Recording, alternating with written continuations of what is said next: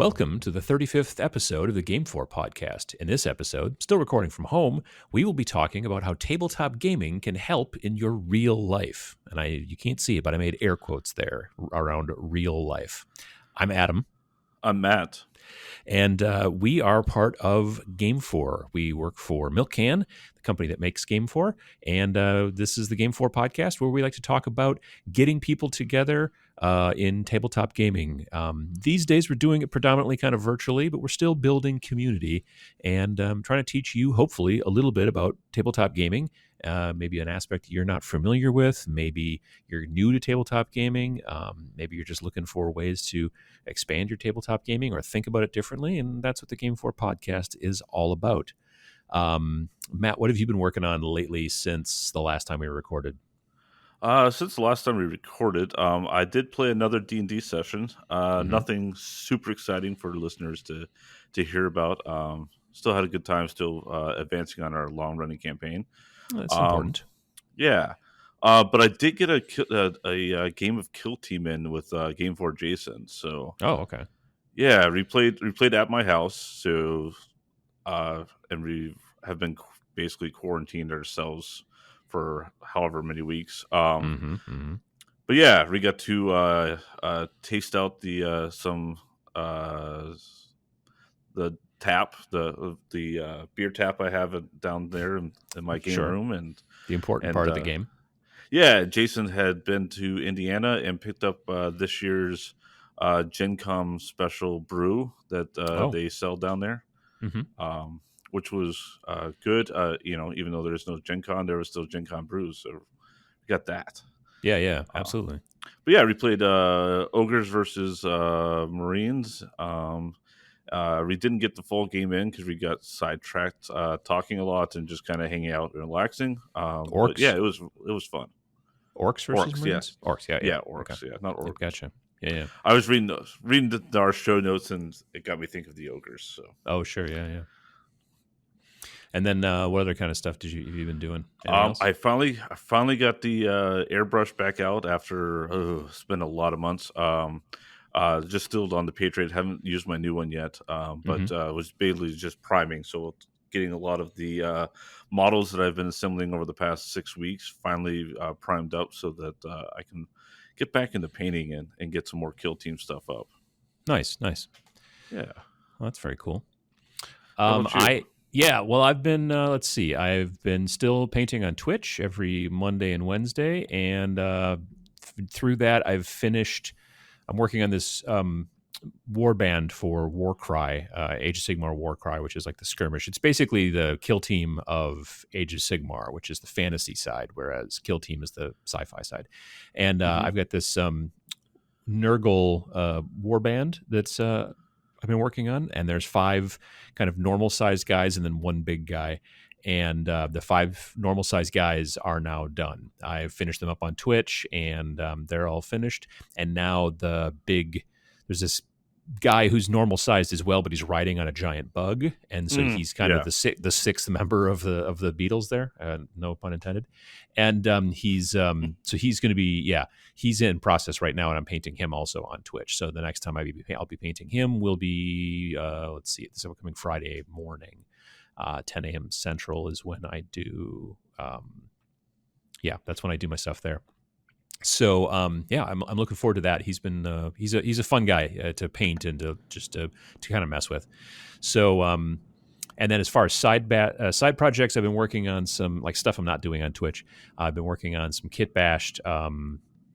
There's Space Marines have this big dreadnought called the Redemptor Dreadnought, and there's the normal kit, which has lots of options and is a little bit more difficult to build to some degree. And then they have an easy to build kit, which has no options. It just has 1 gun and 1, missile launcher thing. You don't have any options to swap out weapons and stuff like that. But it's also considerably cheaper.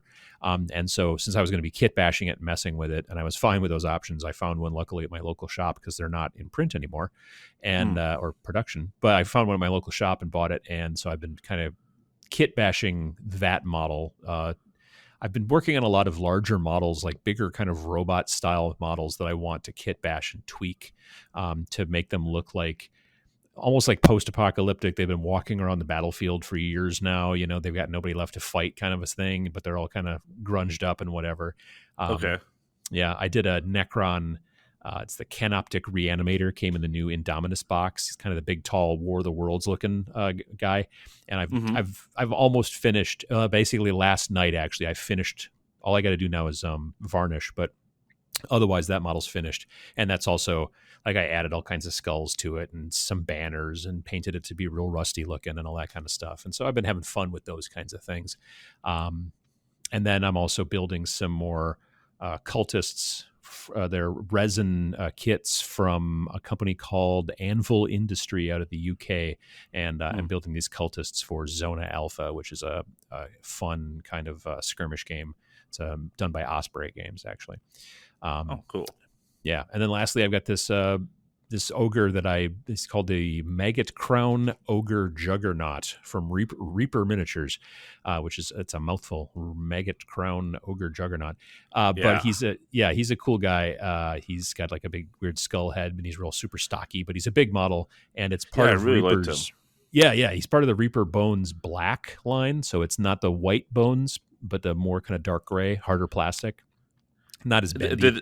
Did you have any problems with like priming him or anything? No, not at all. Okay, I just use my airbrush.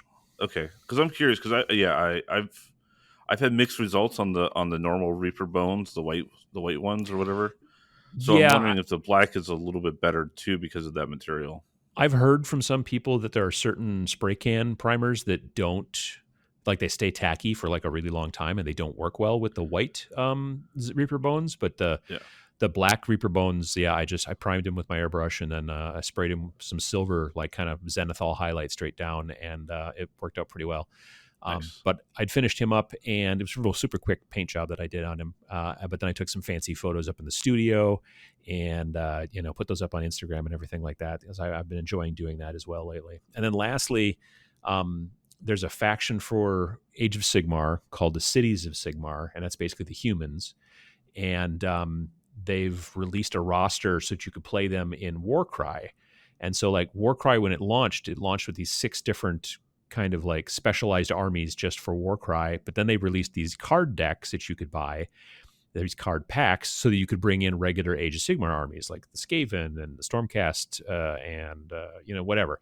Well, for whatever reason, they decided to do Cities of Sigmar not as a card pack, but as just an add-on to their monthly White Dwarf magazine. So if you buy White Dwarf number 456, I think it is, it has a list in there for all the roster stats and everything, so you could play Cities of Sigmar. And I've never painted Cities of Sigmar before. They're very I don't know, there's a lot of heraldry. They remind me a lot of like medieval knights and stuff like that. Admittedly, there's like bigger creatures and dragons and stuff that can also be part of that army, but in the smaller game, it's not the case. So long story short is I ordered some models actually, because the downside to the Cities of Sigmar is a lot of their models are older and you can't get them in stores. You can only order them through the GW website. So I ordered some models and they should be showing up, I don't know, next week, I think. And then I'm looking forward to building them and putting them together and making another Warcry warband, but using those guys. And they're going to be, I think, fun just because I've never got to paint. They're generally very brightly colored because they got a lot of heraldry. And it's, like I said, it's a lot of like medieval kind of, looking folks. So it'll be interesting. There's halberds and, pikes and crossbows and all kinds of. Nice. Yep. Yeah. So that'll be fun. Some of them have big feathers sticking out of their caps, that kind of stuff. It's cool. Oh, excellent. Yeah. So yeah, I'm looking forward to getting that stuff done. So I've been keeping busy on that kind of thing. Today's topic, actually, I think kind of came to us. We were kind of talking about just like, like what are we going to come up with for this week's episode and things like that. And it sort of cropped up, and we did a little bit of research and, looked around a little bit, a couple different places. And then, because we knew what we wanted to talk about. We knew we wanted to talk about like how tabletop gaming can have a positive effect in your real life, whatever that may mean. I'm sure that, there's definitely stuff I've learned that's helped me, but, is how anecdotal is that versus, being a real thing. so I looked at a bunch of different articles and things like that from a bunch of different places, and some of them talked about like how it can help your regular life, and some of them talked about how it can help like your professional life, like your business life. So we're kind of, frankly, mashing those two together a little bit here. Hmm.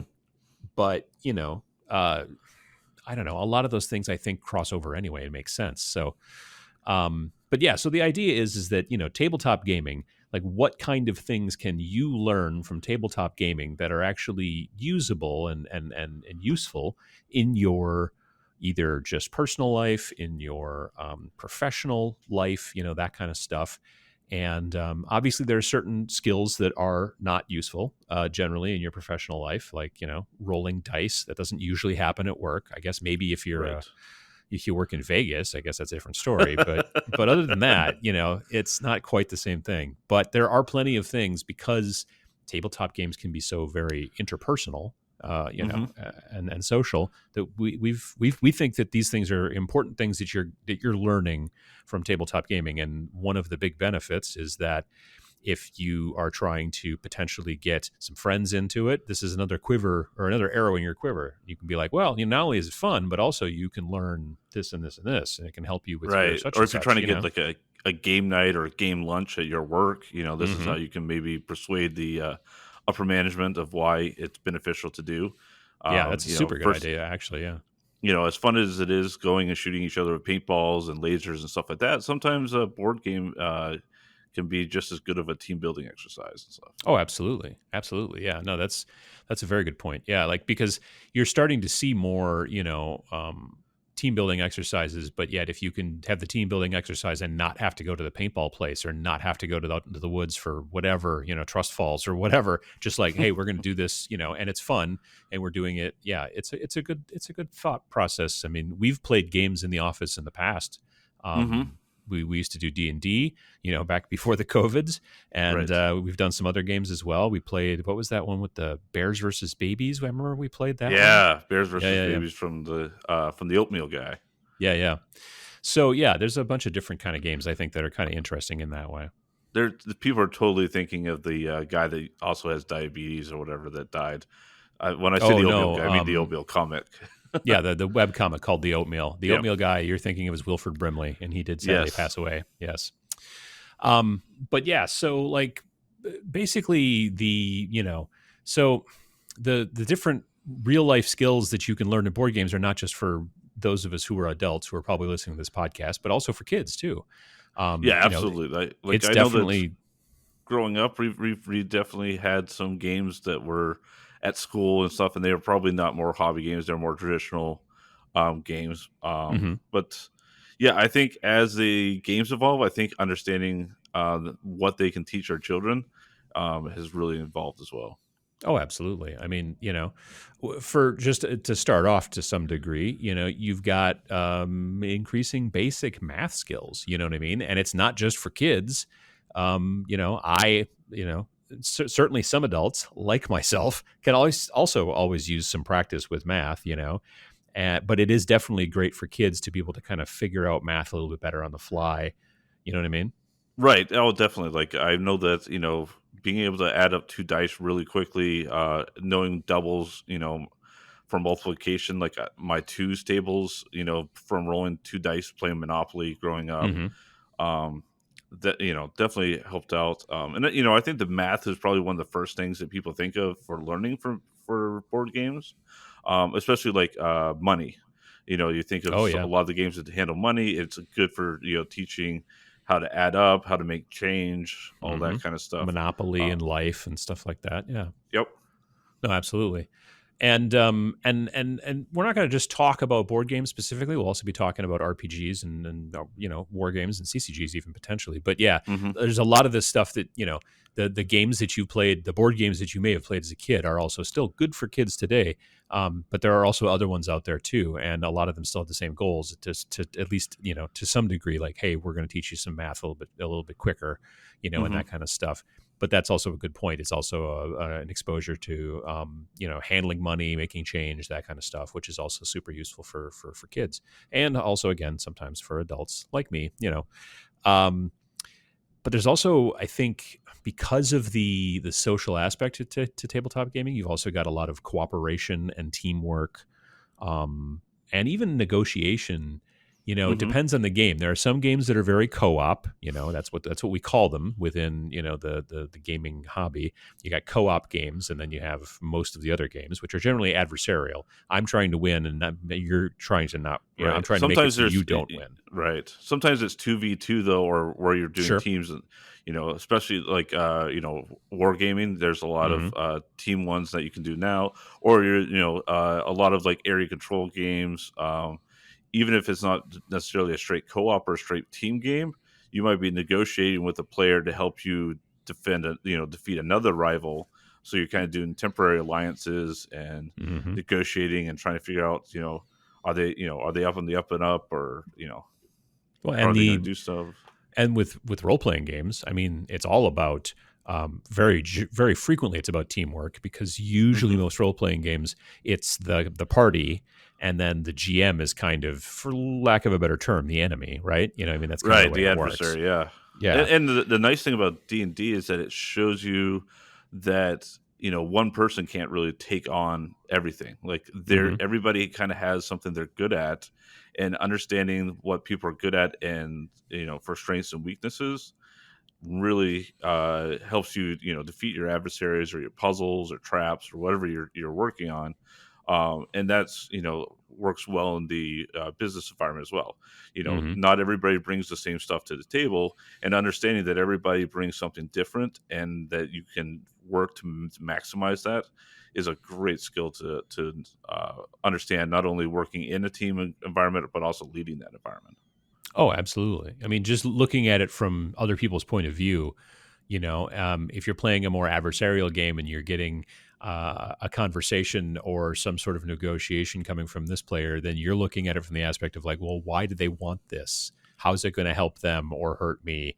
Because we know we're playing a game, and it's all fun and games, but also just being able to identify this is why they want this versus why I might want this other thing, and seeing the difference there. That's a difference. That's super helpful, and it's a kind of an analytical thing to figure out. But when Hmm. you are, supposed to be cooperating or being on a team, then you're looking at it again the same way, but from a different angle. You know what I mean? Right. And I Because think you're this is looking, it, right. And I yeah, think yeah, it's a little abstracted too, right? It's, there's we're going to work as a team to, lay these boards down to cross this imaginary river, right. team skill building activity, versus, we're going and diving into a dungeon and defeating a dragon. Hmm. Um, there's that abstraction that, people are having fun and learning, whereas I've never had fun trying to cross a river, Right. at Yeah. least a, No. a virtual river. Yeah. No. I know what you're saying. Yeah. No. I get. Yeah. That kind of stuff. I don't know. I think there's, well, I don't know. Personally, I It's feel like there's more benefit to something that's more team building along those aspects, tabletop or and the emotional aspects, as opposed to just like the stuff you see where you go on a retreat and you have to, like you said, even if you forge a real river or whatever, and you have to, mm, that kind of stuff. I don't know if I learn as much, or personally, but right. Well, and I yeah, feel yeah, like you're more guarded there too, because it seems like that's the whole point of it, versus, you know, kind of under the guise of learning, of guise of playing a game. hmm, Some of the guards kind of get taken down, especially with RPGs where you're playing a different character. So mm, you can kind of, maybe this is how you really think, but this way you're not, people don't know, oh, he's really trying to do this, and it's that character that's trying to do this. So yeah. everyone can feel a little bit maybe more open about, you know, that abstraction of who they are. Yeah, because it's, again, you're right. You're not playing yourself. You're not being yourself. You're being potentially somebody else. So you, again, not only can see things from somebody else's point of view differently, but you can even see things from your own point of view differently a little bit. Um, yeah, no, that's interesting. I think another big thing that people also to some degree learn, and this is again both adults and children, that learn from tabletop gaming, is patience. And Mm, I personally, as a person who plays a lot of tabletop games, but also likes to sometimes play video games, and I used to play a lot more than I do now. But I don't personally feel that most video games, and there are some out there that are different, but most video games don't teach a lot of patience. You know Oh what I my mean? gosh. Yeah, I was just telling you earlier. I started playing Among Us, Yeah, and it's becoming if a you're popular yeah, online game. right. So if you're and the thing is, if you're the host of the game, you're usually kind of waiting until the room gets full to start the game, Hmm. and I can hit that start button as soon as we hit that max, as fast as possible, and I'll still have like two or three people in the chat going, "When are you going to start the game? Start the game! Start the game!" It's like, Right. okay, Yeah. Yeah. Yeah. everybody, it's been literally half a second since the room filled up. I'm like, Yep. Yeah. And so because of that kind of stuff, I think tabletop games teach a lot more patience because of the general format. You are taking turns. So when it's not your turn, you've got to wait till it's your turn again. In a lot and of and video not, and games. usually, you're not just waiting; you're also having to pay attention to what they're doing because it'll usually affect your turn as well. So, Yeah, no, that's very true. It's yeah, you should be generally, as opposed to just sitting there and waiting till it's your turn again. You should also be paying attention to the game, which can be kind of focus and attention, just which I think focus and attention and patience, they're not the same thing, but I think that they're kind of hand in hand because if you're being patient and you're waiting for the next turn, you could just sit there and wait. And I've played right. games with that, with people like, games like Dominion, where when it comes to the next person's turn, they're like, okay, well, let's see here. What should I do? And if Mm, you've played Dominion before, when it's not your turn, you should be thinking about what you're going to do when it's your turn. You should be paying attention to what other people are playing, but you should also be looking at your own hand. And then so that when it comes to your yeah. turn, you can be like, okay, I'm going to do this, this, done. Like a perfect Dominion hand is like seriously played in 5 to 10 seconds. If it comes to your turn and then you are like, let me think, that's going to make everybody unhappy. And it's like I said, I've sat at those tables. Oh, So I think everybody listening right now has exactly one or two people in their head right now of who that person is in their gaming group. right. And so I don't know what those people were focusing on earlier, but one of the things you should learn to play effectively is to focus and to pay attention because like I said, even when it's not your turn, you can be learning a lot about maybe what you're going to do during your turn. And certain games, you know, to be honest, Dominion doesn't have a lot of like, I have to strategize against what you're doing. There's a little bit here and there, but there are plenty of other games where I have to pay very close attention to what you're doing because it very much affects what I might do on my turn, you know? Hmm. And that's, I think, honestly, in my opinion, for at least board games specifically, it's the way it's done mostly.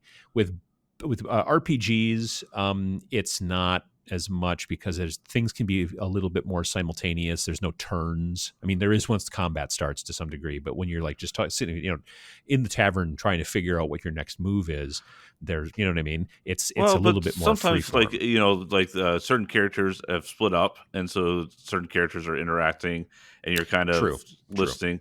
But then again, your character isn't supposed to know some of that stuff until they come Yep. back. So yeah, Hmm. there's a kind of a back and forth on that. And in miniatures war games, you really need to pay attention because it's basically in most of those types of games, it's one on one. Right. So like if you're playing a game, you're paying attention to what your opponent is doing because that completely drives your strategy. So and I've played against people who are just literally not paying attention. Like they're just like they're on their phone, they're doing Hmm. whatever, they're looking at Facebook, and you're like, okay, I'm going to do this and this and this and this, and then you'd be like, all right, I need you to roll to see if your armor saved you for against this, and they're like, what's going on, and you're like, come on, you know what I mean? And so, Yeah. in a perfect world, hopefully you'll learn more focus, and not everybody learns all lessons, so there's that. Um, but yeah, it's important, I think, especially to the patience part about understanding that a game doesn't run at breakneck speeds all the time, and then Right. to actually, while you're being patient, also to have focus and attention and be understanding and strategizing and that kind of stuff while it's not your turn. I think that's an important deal. Hmm. Um, I think another thing that's also really pulls people apart in comparison to video games with tabletop games is the ability to kind of learn to better read people. You know what I mean? Yeah. No, I think You know, this is yeah. That's a great point. It's like, especially like on like social deduction games, or Hmm. like, I mean, classically people think of like poker, right, when they're thinking about reading people. But I mean, social deduction games, I'm talking especially ones with like a trader mechanic, or where you're trying Hmm. to weed out, who's working for us, who's working against us, when there's accusations being thrown around, who's lying, who's not lying, do they have tells of, you know they are, really quiet when they're, the bad person, or they're really quiet when they're the good person, but then very, boisterous the other way. And Hmm. It's like I mean, it's a bit of an older game to some degree, but Battlestar Galactica, like you were going to have generally at least one, if not sometimes two Cylons, hmm and some of and the crazy thing is they may not even know early on like that they're a Cylon. You know what I mean? So right, and it's just it's there's a lot of games like that that have that sort of traitor mechanic, and once the person does know that they are a Cylon, now they're going to act differently, and you but they're still trying to pretend, and you get that with like Werewolf. If you've ever played Werewolf like hmm at a convention or whatever, that game is literally all about like there's nothing but social tells, right? right, Like there's not like that Among yeah, Us game you were talking about before. You might actually see a character kill another character and they didn't know you were there, and then you right, can report on them and say, "Hey, I saw this guy kill that guy." But in a game like Werewolf, if you've ever played, people out there have ever played Werewolf,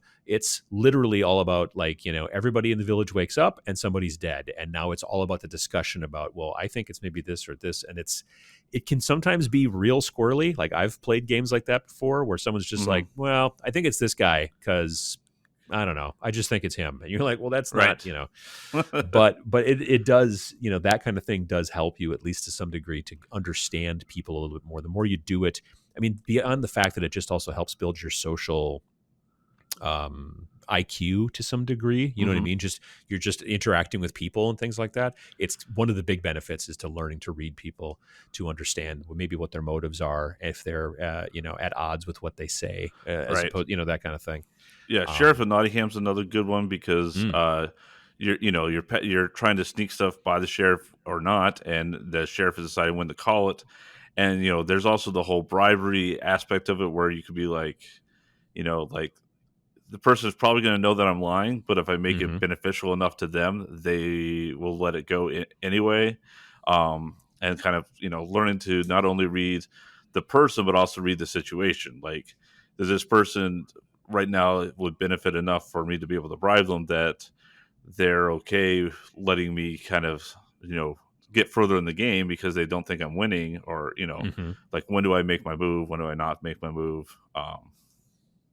Yeah. Oh, yeah. No, I think that stuff really helps a lot with trying to figure out, like, just, it helps you to understand people, and you can use that to some degree, I guess, in school. But I think that type of thing actually helps sometimes a little bit more with a lot of types of business, whether you Oh end up yeah. in management and you are going to be trying to figure out, well, why is this person having this trouble? What can I do to fix them? They're saying this, but what do they actually like? I feel like their hmm body English or their body language or whatever is like this, and I think that there's something else going on, or something along those lines. Like, Or yeah, or any business negotiation when you're dealing with a vendor, or you're trying absolutely. to land that contract with a customer. Like, where is that fine line where I'm going to make the most amount of money, but they're still going to hire me, versus, I asked for too much, or I didn't ask for enough. Hmm.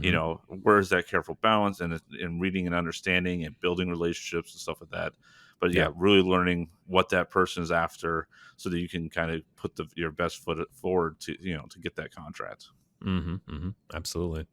And then I think that also, honestly, like thinking creatively, Mm. and it's a little harder to do in certain situations. I think it's harder to do in board games to some degree. There can be Especially certainly like some, Euro games, yeah. yes. Then now I just completely blanked on the game. The one with the cards where you're uh trying to figure out what the Is it, picture is. um, gosh, I Now, don't know. It's one of those board games with the cards and the board, and it yeah, comes in a that thing. box. Yeah, no, you're trying to figure out the picture is. It's not Carcassonne. No, no, no, no. All This right. is. I'm gonna look it up and see it because it's gonna drive me an absolute All right. batty while we're talking. Well, so yeah, again, like I said, in board gaming, there's some there are in certain games there are definitely ways to think creatively, but a lot of times they're a bit more structured. Um, in card games, like collectible card games, the creativity is in, I think, building the deck. Now, in certain games like Keyforge, which you and I both like to play, there's no Hmm. deck building, so there's that. But I think one of the things that people do really love about games like Pokemon and the Magic the Gathering and stuff like that is the deck building aspects. You have rules you have to follow, a framework, but you can do a lot of crazy things within those frameworks to build a deck that in the way that you want to help you potentially win and things like that. And I think that's where the creativity can come in, at least in that kind of game. Did you Hmm. figure out what game you were talking about? No, I'm still looking. Okay. And then obviously in role playing games, there's a lot of creativity. Oh yeah, definitely role playing. I mean, because there's so many memes out there about like the DM is like, all right, well, this is what's going to happen, and then the players are just like, well, what if we do this instead? And then and sometimes it can be just silly, and other times it's like, oh, actually, that's a really good idea that I didn't even think of, and so not only trying to come up with those things, but to also in some situations be a part of coming up with those ideas, or even just being a party in it, just being there and seeing the way that this person's thought process works. Like they've been giving this task or this problem by the DM, and then now they have to sit down and go, okay, well, what if we solved it this way? And to Hmm. you, that might have been you, the other player in the group, in the party, might have been like, wow, I never would have thought of that. And that kind of thing, seeing the way that other people solve problems and their creativity and how Right. it works, kind of like as it happens in real time, I think there's a huge benefit to that, because I know in talking with programmers, as a person who's not really a programmer at all, but I've had a tiny little bit about background in it, I'd be like, well, what about this? And then a programmer will go, well, actually, you would probably generally do it this way. And to me, that's like, I would have never thought of that. But to a person who's been doing it for a while in business, that's kind of standard. That's the normal, way this Hmm. thing is getting done. And so being able to then look at this from a different angle, I think helps in the thinking creatively. Um, I did did you find a figure, game. did you, Yes, what Dixit was the one I was trying to couldn't think of. oh, So see, I've never Dixit, played that. yeah. Okay, so Dixit is for people not familiar with it. It's a game where basically it's a set of artwork, and you're basically trying to give. It's kind of like code names is very similar along the lines of the same. You're basically Hmm. trying to give out a way for the storyteller to use like a word or something to kind of give a clue of which card that they picked from, Hmm. which card is theirs. And they only want so many people to pick. They don't want everyone to guess it because then it's too easy and then they lose points, but they want just enough people to guess it. So they're trying to figure out a way to describe the card in a more abstract way that they don't think everybody will get it, but at least some people will get it. Gotcha. So, and that's kind of the same with code names. You're trying to give your partner the clues of which cards you're thinking of without the other team knowing which cards you're thinking of. Right. Um, Yeah. Yeah. yeah, so Yeah. there's some creativity going with that teamwork and trying to kind of understand how the other person is thinking creatively. Hmm. Yeah. To so And I think in miniatures and things like that, in wargaming, the creativity, I mean, obviously there's plenty of actual hobby creativity, like in the painting and the building and all that stuff, but outside of absolutely. that, there's the creativity of, I have this army book that has all the different possible units for my army, and I also have a limit of, I have to build, let's say, a 2,000 point army following the points costs for each of these, and I have a specific force organization chart, usually is what they're called, where like I can't just run 5 generals. I can only have one Hmm. general, but I can have up to 4 troops. And so you have to follow like this format. So within those parameters, which are the same very frequently as business parameters, like we can't do this, we can't do that. This breaks the Right. law. We don't have this much money, whatever the thing is.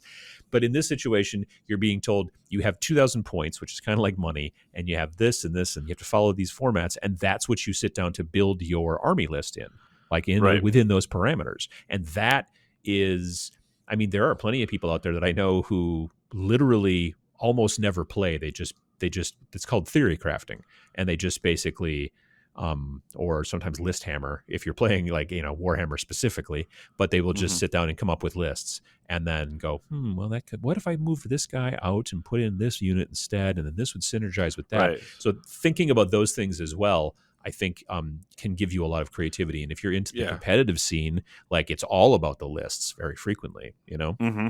It's amazing how many, like, there's a finite amount of resources and of models and unit types and all this. I mean, it is finite, but it seems almost infinite the way that people have been able to craft their lists to put together. Different combinations. Oh, Yeah. absolutely. Absolutely. Yeah. Same with Magic the Gathering, right? They're Hmm. putting together your 60 card deck. Yeah. There's so many Absolutely. different ways you can do that. Or, are you taking one mana type? Are you taking two? Or maybe you're even going Hmm. for three, Yeah. No, absolutely. And that kind of also then leads into resource management to some degree. There's creativity in staying within the parameters of your resources, but then there's also sometimes games where resources can be shifted, resources can be moved around, spent, Hmm. gained, that kind of stuff. And, engine building games, like I think that makes sense for Right. those types of things. I mean, Right, worker placement, and engine building. Like wherever you've got a finite amount of resources. You're usually competing hmm with those resources against other people. You can't have them all, so hmm you've got to decide what's most beneficial towards your goal. Or, whether your goal is to have most amount of points, generally for like a board game. But even then, sometimes even that's a trade off, because sometimes uh, you know, do I go and get the extra resources? So, like, if it's worker placement, do I spend some of my points, that I trade off some of my points at the early part of the game to get extra workers so that I can do more resources later in the game? Or do I go for the win, for the points right now hmm towards the win? That trade off back and forth. What is the optimal thing in that situation? Right. Yeah. And you get that in. I mean, you don't have resource management too much in like role playing games. I mean, you have a certain amount of gold that you can use to spend on, I don't know, like swords and armor and I mean, wizards and stuff like that, where you got like your spells or something, where you got to memorize. sure, that's true. You Yeah, only have so many spells you can take with you, and that's true. Yeah. also deciding, do I use my spell now or do I just use my staff, and hold that spell because something nasty is coming along. hmm So yeah, at that point, then it gets into even that kind of timing and trying to Hmm. figure out what's the best way to go that way. Yeah, I can see that. Um, but yeah, I mean, I think there's a lot that you can learn, especially in the board gaming arena, for resource management, because a lot of Definitely. games are really basically just about resource management, within the board gaming space, certainly. Um, and I think you can also, practice leadership skills to some degree. Maybe not as much in, say, like a CCG, a collectible card game, and maybe not Yeah. as much even in like a miniatures game, but I think definitely to some degree in board games, there are some options here and there, but really it's about RPGs, role playing. That Hmm. at that point it really becomes about leadership, and because you have a very open ended, for lack of a better term, kind of format to get things done. In a board game, there's like this part, and then there's the next part of the turn, and the next part of the turn, and then we start another turn. And it's the same way in miniatures. It's the same way in collectible card games. It's basically a very specific turn order. Um, in role playing games, it can be like herding cats, can't it? Oh yeah. Yeah, yeah. So in that situation, leadership, I mean, obviously it is generally the DM's kind of job to some degree to be like, look, maybe you guys should decide to do this, or maybe you should go this way or whatever. But there are plenty of DMs that are not there to do that. Yeah, I They'll don't let you like. flounder. Right. Yeah. I Hmm personally try not to. In fact, I'll usually the way I'll if I do decide, like, okay, they're really arguing about this, or somebody's really pushing for an idea that seems absolutely horrible, but this might be kind of funny to do. I kind hmm of let consequences be the thing that kind of goes, oh, hey, maybe you guys need to work together because you guys didn't work together and this happened. Right. Yeah. Whether it's a time limit sort of a situation, you guys got to make a decision by this point or something along those lines. Um, but yeah, that kind of things, especially, again, leadership can sound sometimes a bit loftier, but if you're basically just like leadership in that we need to pick a side, we need to go in a direction, we Right. need to And come yeah, up it's with a not it's plan. it's not being the alpha gamer of, okay, Right. this is what we're gonna do, and this is how we're gonna do it. It's the, more of the innate leader who's, getting everyone to work together, listening to Hmm. people, making trade-offs, and working for the betterment of the team versus, someone just trying to, say, no, we're not listening to any of you. I clearly know best because of X, Y, and Z. So we are always going to do whatever I say. Yeah, and it's a situation of, very frequently it's about negotiation as opposed to saying, look, this is the thing we're going to do. It's more about trying to get the party to work together because you know that they work better. The different skill sets you have work better when they're blended together as opposed to all of them off doing different stuff in different directions. You know what I mean? Mm-hmm. So yeah, I think that there's a big benefit to having a leader. I mean, again, like I said, sometimes the DM needs to be the leader and just remind the players that it's not about just, you know, eating chips and movie quotes and having a good time. You're trying to sit down and play a game. But when it comes down to within the actual realm of the actual, team, the party, whatever, depending on the game you're playing, there does generally need to be some sort of person who's kind of trying to steer things, because otherwise, I mean, how many different games have you been in where they've just kind of gone off the rails because the party doesn't have a direction? Um, Not as many with RPGs, but definitely Hmm. co-op board games where it was like, okay, Oh yeah. we are totally gonna lose this because Hmm. so and so is just kind of gone rogue and doing things that just are dumb, and this person's spiteful of this other person, so they are intentionally trying to screw up this person's plans, and yeah. Yeah. No, that's a good point, actually, because it's not just RPGs. That you're right. Co-op board games also, there can be leadership because, if the way forward is unclear to multiple people within the co-op group, it can fail.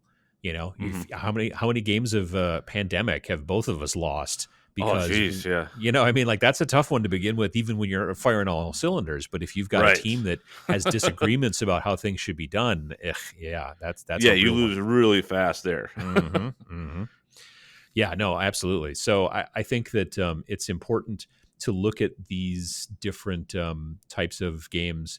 And like I said, in a game like, well, in miniature games, there's not a lot of leadership skills because, again, it's usually a one-on-one kind of game. And same with Magic the Gathering, Pokemon, Keyforge, Force of Will, any kind of, like, collectible card game. There are times you might play a team, a game of four, Right. players or something like that. But that's, again, you're still all playing adversarially. If you are supposed to be all on the same team, whether it's a co-op board game or whether it's a party in an RPG, having a leader is, I think, a good idea. And sometimes, depending on the group, you may have never played leader before. You may not be interested in leading, and you may end up in a group that, at that point, you do end up having to become the leader just because, like, Right. everybody else is in the same mindset you are, and somebody's got to do it. You know what I mean? And Hmm. and I think it's a good thing to learn. I think it's a smart thing to kind of pay attention to. Right. To learn when you should lead and when times maybe you shouldn't, and you should Yeah. listen to somebody. Right, exactly. I think that, yeah, that's the thing too. You don't want, obviously, a group of all leaders because that's not going to work out. So, Right. yeah, I will, like, in games like that, I will step up if needs be. But frequently, I kind of, at least in gaming, I prefer to kind of sit back a little bit sometimes. But if it seems like it's trouble, I will definitely try to hop in there and see if I can fix the problem. And that's maybe one's leadership style versus other types of leadership styles. So yeah. Um, but yeah, I think there's a lot to learn, obviously, from tabletop gaming. We all know that, but I think there's a lot to learn, and there's definite benefits that you can use in your normal daily life in your interactions with friends and family. There's also things you can also obviously learn in the realm of business. And I'm not even talking about like I'm in an office type business. You could work pretty much anywhere where you're at least interacting with other people. You know what I mean? Like if you Right. are So a park ranger and you sit in the top of a tower, most of the time by yourself and look at the bears, well, that's maybe not as useful. But although patience, I guess, is probably important. right. But if you're selling stuff on Etsy or or working with the public, or there's a lot of different places where negotiation, leadership, all the stuff that we've talked about today would Whether be you are beneficial. interacting with other employees or other colleagues, or whether you're interacting directly with customers in the public, it's important, I think, to learn about these things. And I think that you can learn more about like if you're self-aware, you can learn more about yourself sometimes also from a low stakes situation like a tabletop game versus a potentially higher stakes situation like your job, and that kind of thing. If you goof up your interpersonal skills or your leadership skills in Dungeons and Dragons, then maybe the kobolds will win. But if you goof up your leadership skills in your business, then you don't have a business anymore or something, or you get fired, or who knows. And there's a lot of things. So yeah, I think it's useful for people to kind of see that stuff. So, but yeah, you got anything else? No, I was just thinking. I think that's about what I had. So I think it actually we got deeper than I thought we were going to get. So which is Well, awesome. that's good. Thanks again for listening to this episode of the GameFor Podcast. If you've got questions or comments and you're watching on YouTube, please leave a comment below. If you're listening via your favorite podcast player or just aren't into the whole YouTube comment section thing, then you can feel free to reach out to us via email at podcast@imgamefor.com. You can also find us on Facebook, Instagram, and Twitter. And you can check out our website at imgamefor.com. That is www.iamgamefor.com. Thanks. Thanks.